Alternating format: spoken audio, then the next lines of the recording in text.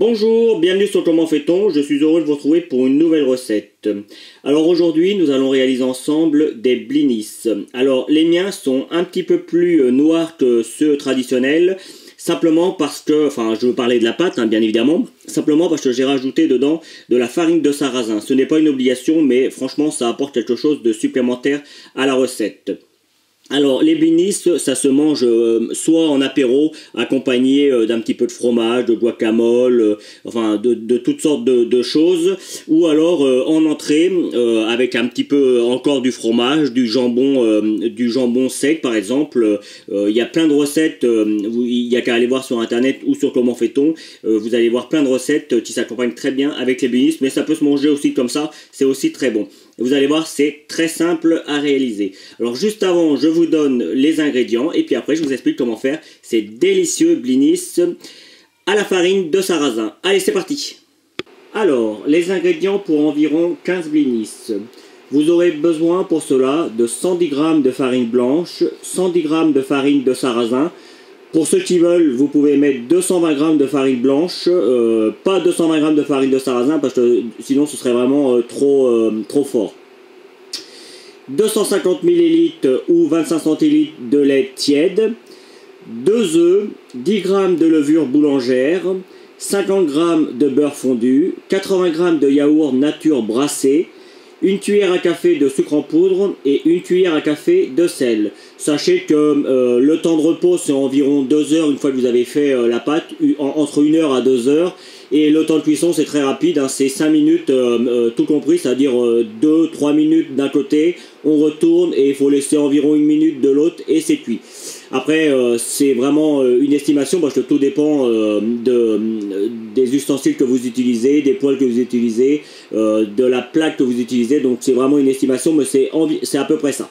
Voilà, vous savez tout sur les ingrédients. Maintenant, place à la recette, c'est parti. Pour commencer la recette des blinis, vous préchauffez votre lait, vous le faites chauffer un petit peu au micro-ondes pour qu'il soit tiède. Vous y rajoutez le sucre en poudre, il en faut un tout petit peu. Et on va également dissoudre la levure boulangère. Alors moi, vous pouvez constater que ma levure elle est un petit peu molle. C'est simplement parce que j'en mets parfois au congélateur quand il m'en reste. Et quand on la sort du congélateur, elle est souvent comme ça, mais elle est encore très bonne. Surtout pour faire ce genre j'allais dire ce genre de biscuits, mais c'est pas vraiment des biscuits, mais pour faire des blinis par exemple c'est vraiment parfait, parce que normalement la levure boulangère elle s'effrite quand elle est vraiment comment dire, sèche. Donc là de toute façon ça n'a pas d'importance puisque on va la délayer dans notre lait tiède. Donc vous mélangez jusqu'à ce que toute la levure soit incorporée. Une fois que toute la levure est incorporée, vous voyez il reste encore un tout petit morceau, mais il va se dissoudre pendant les 10 minutes. On met un petit papier film ou un torchon, si vous n'avez pas de papier film. Hop. Voilà. Et on laisse reposer comme ça pendant 10 minutes. Pendant ce temps-là, vous pouvez préparer tous les autres ingrédients. 10 minutes ont passé. Dans un grand saladier, vous mélangez les deux farines, la farine de sarrasin ou la farine de blé noir, c'est la même, et la farine blanche. Vous mettez la petite pincée de sel. On va y rajouter également le beurre fondu, les œufs. Alors, vous avez pu le constater, je les ai mélangés pour que ce soit plus facile à incorporer, ainsi que le yaourt brassé. Bon, on peut prendre la même cuillère, hop.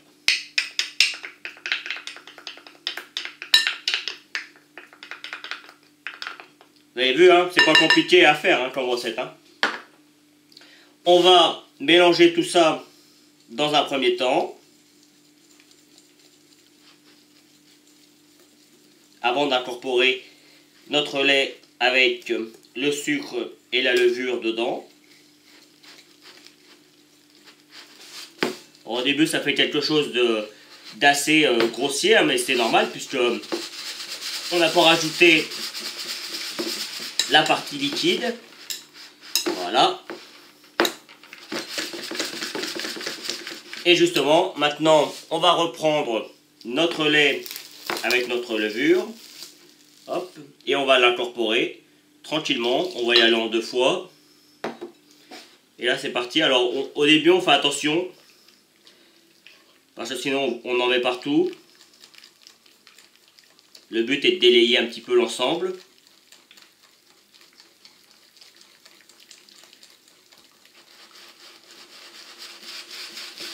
Vous voyez, hein, ça c'est bien. Il suffit juste d'y aller tranquillement, quoi. Hop. Et on rajoute la deuxième partie. Et la préparation, une fois que c'est mélangé, est terminée. Vous avez pu le constater, rien de compliqué. Après, une fois que tout est bien mélangé, on va laisser une bonne heure à température ambiante pour que la pâte commence à lever un petit peu.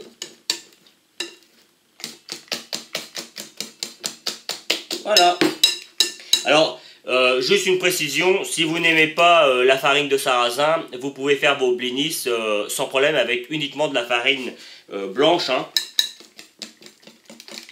Au lieu de mettre 110 grammes comme c'est là, vous mettez 220 grammes de farine blanche et ça marchera tout aussi bien. Là, sur le coup, c'est plutôt des blinis pour accompagner des apéros ou pour une entrée, pour accompagner une entrée. C'est plutôt salé. Mais on pourrait faire aussi également des blinis sucrés. Hein. Il suffirait d'y rajouter un petit peu plus de sucre et ça marcherait. D'ailleurs, si vous aimez ce genre de recette, n'hésitez pas à me le dire et je vous ferai des recettes un petit peu variées, toujours dans le même sens, mais comment je pourrais dire, qui changent un petit peu, du sucré, du salé, ce qu'on peut mettre dessus, bref, n'hésitez pas à me le dire. Voilà, ça c'est fait. On va enlever notre fouet. Comme tout à l'heure, on va reprendre notre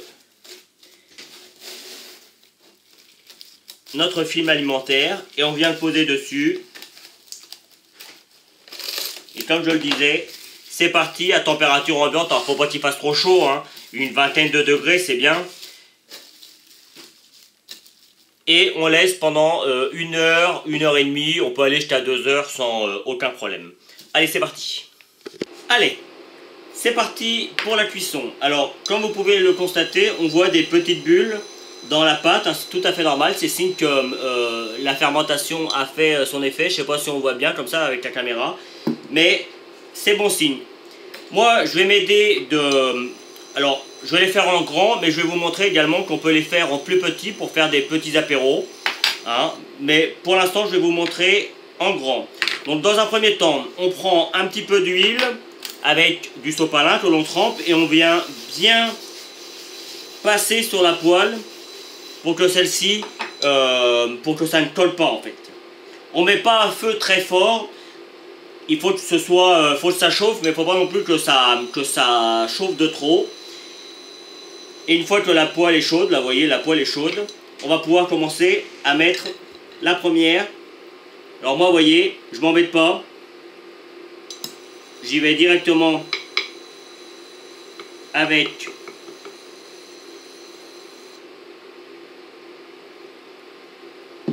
une cuillère. Et puis, je vais attendre un petit peu que ça commence à prendre. Vous voyez, hein, j'ai mis à peu près la valeur de 2 cuillères à soupe.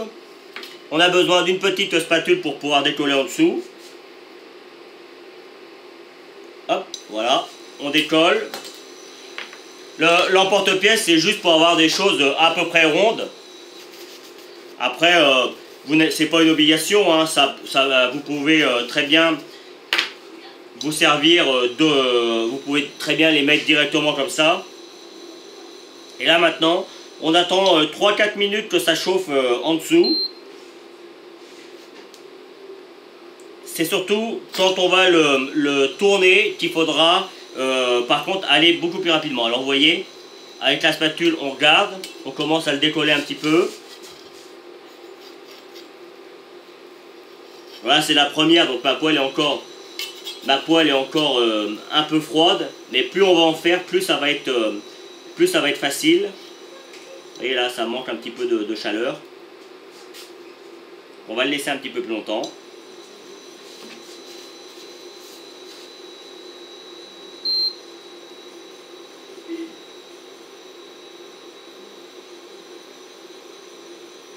Allez, on va le tourner. Hop, et c'est parti. Vous voyez, la poêle aurait été un petit peu plus chaude, ça aurait été pas plus mal. Hein. Mais ça, c'est toujours comme ça pour les premières. Je vais vous montrer par la suite que ça va cuire beaucoup plus vite. Donc là, la deuxième tournée, on attend une petite minute que ça chauffe.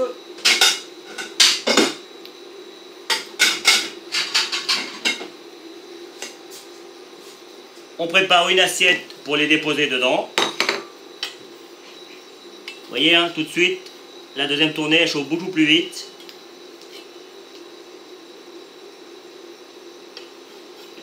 Hop, ce que je vais faire, je vais la retourner. Et vous voyez, là, on a quelque chose de joli. En fait, il faut qu'elle soit comme ça. Là, c'est joli.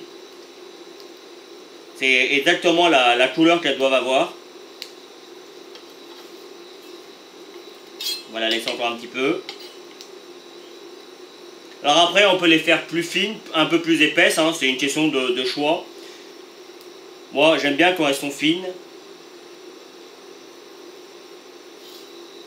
Voilà, là c'est parfait. Alors, je vous en montre un deuxième tout de suite.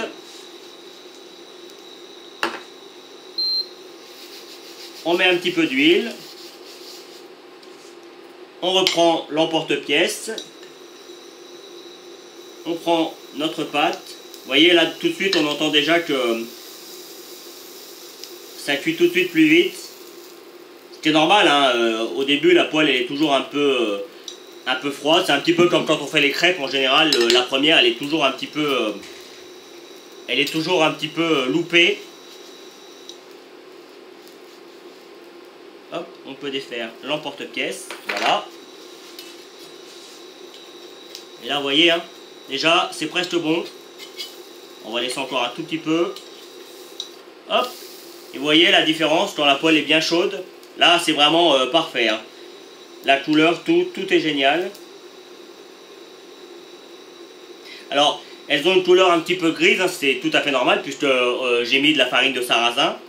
Mais si vous aviez que de la farine blanche, elle serait un petit peu plus claire. Un petit peu comme si vous faisiez des pancakes. Hein, recette que j'ai déjà faite. Il n'y a pas longtemps, voilà, et là c'est cuit, vous voyez, là c'est parfaitement cuit d'un côté comme de l'autre, et on peut les enlever. On va faire pareil avec un petit, juste pour vous montrer que ça peut marcher également avec un petit. Hop, on met un petit peu d'huile, alors là évidemment on en met un petit peu moins, juste une petite cuillère, enfin une cuillère à café. Hop, voilà.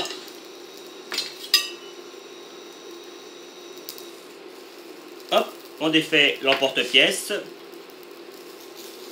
Ça va très vite.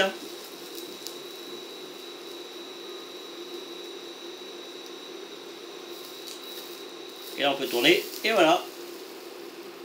J'aurais pu laisser encore un petit peu. Mais là, c'est parfait. Surtout quand on retourne. C'est là, en général, ça cuit très vite hein, quand on retourne. Vous voyez, hop, là c'est cuit.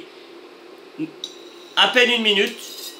Vous avez compris le principe. Maintenant, à vous de les faire. Hein, après, le principe est toujours le même. À vous de jouer.